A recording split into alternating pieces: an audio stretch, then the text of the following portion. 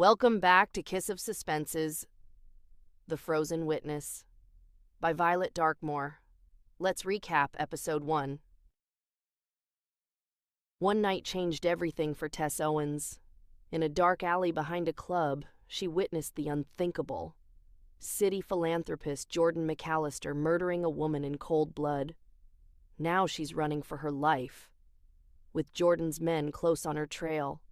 Wounded and freezing, she flees into the mountains, only to be found by a man named Hudson, a stranger with a remote cabin, a high-tech surveillance setup, and a very dangerous set of skills. And she's about to find out if he's as dangerous as Jordan McAllister. Episode 2. A voice woke Tess. Low, careful. She didn't open her eyes. She stayed perfectly still. He was speaking quietly, turned away from her near the kitchen. I have her. Her pulse spiked. A pause. No, she says she doesn't have any evidence.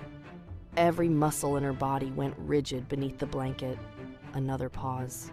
He lowered his voice even more, almost a whisper. I'll check her clothes after she showers. Ice slid into her stomach. He listened for a long moment, jaw tight. Don't worry, he said finally. I'll take care of it. The call ended. The room fell silent except for the ticking of cooling metal on the stove. She forced herself to shift slightly, letting out a small groan as if surfacing from sleep. Floorboards creaked. He moved closer. You're awake. Slowly she opened her eyes, pretending confusion. What time is it? Morning, he said. Gray light filtered through the window, snow still falling outside. He stood a few feet away now, watching her carefully, evaluating. Can you sit up? He asked. She pushed herself upright, trying to look weaker than she felt. Yeah, she said. He handed her a glass of water. Drink. She took it, buying time. I never thanked you. You don't need to yet, he said. That wasn't comforting. He studied her a moment longer, then said, Hudson. She hesitated. Hudson? Hudson Bancroft. Tess Owens, Tess said. He nodded. I need to figure out whether I saved an innocent life, or saved one of Jordan's contacts. Her fingers tightened around the glass, and until I know which, he added, you're not leaving. Hudson didn't speak again until she'd finished the water. Come here, he said, nodding toward the computer setup. You said the woman mentioned a shipment, he said, and a name, Frank Little. Tess nodded slowly. He pulled up a series of images, press photos, ID-style shots, surveillance stills. Faces filled the screen in rows. Take your time, he said. Tell me if you see her. Her pulse thudded in her ears as she leaned closer. She scanned one row, then another, then she froze. There, she whispered. Hudson zoomed in. The same woman, hair styled differently, professional photo, confident smile. The name beneath it made Tess's stomach drop. Special Agent Mara Velasquez, DEA. The air seemed to thin. She wasn't arguing about a club delivery, Tess said slowly. She was undercover. Hudson's expression hardened, something calculating shifting behind his eyes. If she was DEA, he said, then whatever shipment Jordan mentioned isn't small. And he killed a federal agent. Yes, the weight of that settled heavily between them. I need a shower, she said suddenly. I feel like I still have the river on me. He studied her for half a second. I left some clothes in the bathroom. They're big but clean. She stood carefully. Thank you. And Tess? She paused. Leave the door open a crack. If you pass out, I need to know.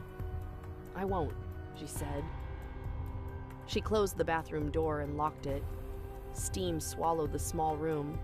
Hot water pounded against the tile, drowning out every other sound. For a long moment, she just stood beneath it, letting the heat sink into skin that still felt carved from ice. Then she reached for her jeans. Her fingers trembled as she pulled the phone from the pocket. She stared at it, afraid to confirm it. She turned the water hotter, louder, and pressed play. Jordan's voice, low, controlled, the click of a gun, the thud of a body hitting snow. Her stomach twisted. It was real, not a nightmare she could wake from. Hudson wanted proof, but for who? Jordan? Someone else just as dangerous? Why did he save her? For the proof she held deep in her pocket. And why the computer system? The secure databases? The satellite connection in the middle of nowhere? None of it made sense. Unless he needed the evidence as badly as Jordan did. She powered off the phone and wrapped herself in a towel, mind racing. 6 miles down the mountain. 2 more to town. If she could make it to a state highway patrol post. She looked at the clothes Hudson had laid out for her, then at her own jeans. Decision made. She pulled the denim back on, shoved the phone deep into her pocket, and forced her boots onto her aching feet. Pain pierced through her arm as she pushed at the small bathroom window. It didn't budge. She gritted her teeth and shoved again. The latch snapped. A blast of icy air hit her face. Don't think. Move. She climbed halfway through, torso tipping into a snowbank while steam curled behind her from the shower. For one dizzy second, she was suspended between warmth and survival. Then, she let herself fall. Snow swallowed her with a dull thud. The impact ripped a cry from her throat as her stitches tore, warmth spreading down her sleeve. Move, she told herself. She staggered upright and plunged toward the trees, heading for the stream. The sky darkened. Clouds rolled in thick and low. Another storm was coming. She reached the water and stepped in. Arms wrapped around her waist from behind. The ground vanished. Her body smashed to the ground. She stared deep into the barrel of a gun. Her breath caught. The man holding it was familiar. The same one who had stood beside Jordan when the woman fell. The tailored suit was gone, replaced with winter gear. But the eyes were the same. Cold. Predatory. "Give me the phone," he said. Tess forced air into her lungs. "I lost it." He stepped closer, the barrel grazing her cheek. "If you did, you'll die slow. Hand it over and I'll make it quick." His grip shifted. Just enough. Tess slapped his wrist aside and lunged. They crashed into the snow. The gun fired into the trees. The weapon slipped from his grasp. Adrenaline roared through her. She kicked. Again. Again. He rolled, reaching for something at his back.